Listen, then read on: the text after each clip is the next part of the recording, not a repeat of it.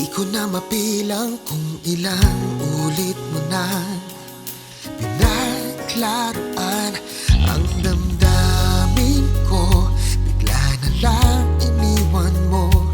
Kung muli kang babalik, mukha mo hindi mo na maloloko. Sinira ang tiwala ko. Hindi mo na mapibilog ang ulo ko. Hindi mo na masasaktan.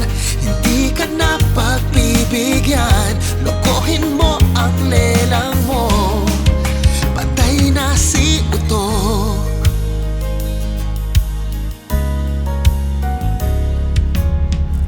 Ubus na ang pasensya.